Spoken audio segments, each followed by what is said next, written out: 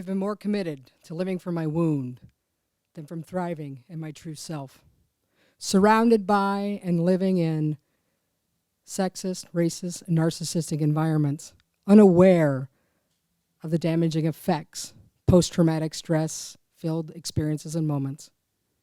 In reflection, I believed, a scapegoat that deserved everything that was happening to me because of my gender and rank.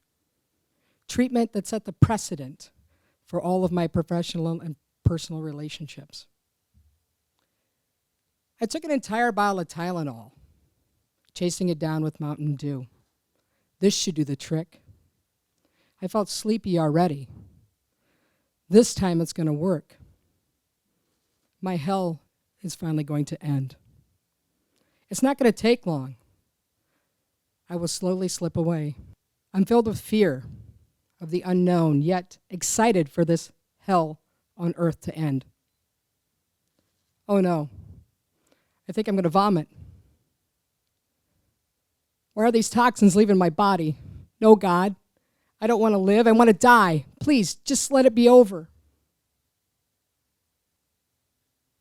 I just keep vomiting. My stomach keeps churning. I'm constantly vomiting.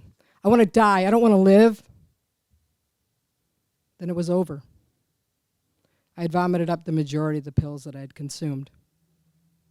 Someone once told me, if you wanted to die, you would have died. You're doing this to get attention, for people to feel sorry for you.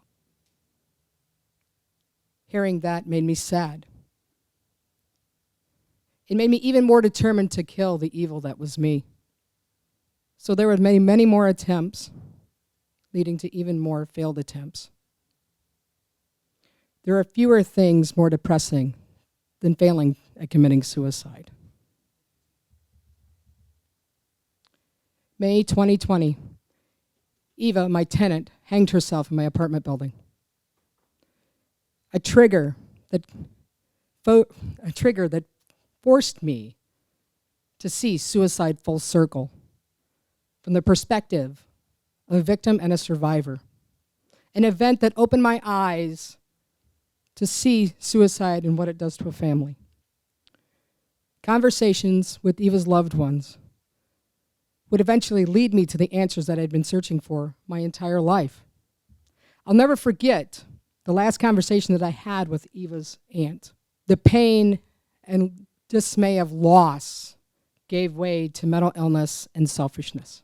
She said, Deb, Eva had attempted suicide before, and she left a video, but we still missed the signs.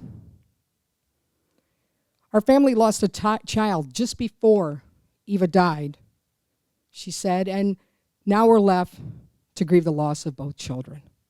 Then I read Eva's last Facebook post.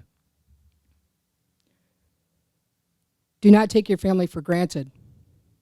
Be there. Call them. Tell them you love them. Tomorrow is never promised. Pray hard for each other. I love my entire family with all my heart. Love, Eva S. February 2022, I wrote a book chapter for Scars to Stars, a chapter entitled The Pandemic and Suicide. This chapter helped me to lessen my shame and to begin to look at suicide from a different perspective. I would go on to write 2 more chapters for additional Scars to Stars volumes.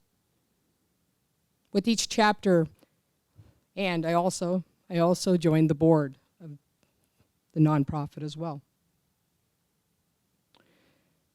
With each chapter, I was slowly realizing that my perspective was indeed skewed. December 2022, I decided to follow my dreams, to become a speaker, talking about and sharing the effects of suicide. I slowly implemented a support team, a team that would ask me to be honest with myself and to become willing and vulnerable to do the work necessary to reach this goal. My dream team began to take shape. My writing mentor, my speaking coach, my therapist, and my somatic coach. December 2023, my master's thesis, a first-person action research inquiry into Deb. You don't know what you don't know until you know it. Encourages me to be silent, to be patient in that silence, so my heart's soft, subtle voice can be heard. A voice overshadowed by the hustle and bustle of overwhelming. The result of Deb running as hard and fast as she can to avoid self-reflection.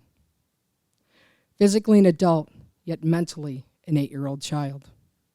I uncover the truth behind these suicidal thoughts and actions in order to finally heal, to enter my life as my genuine self. An in-depth self-reflection that gave me insight into the events that had happened in my life.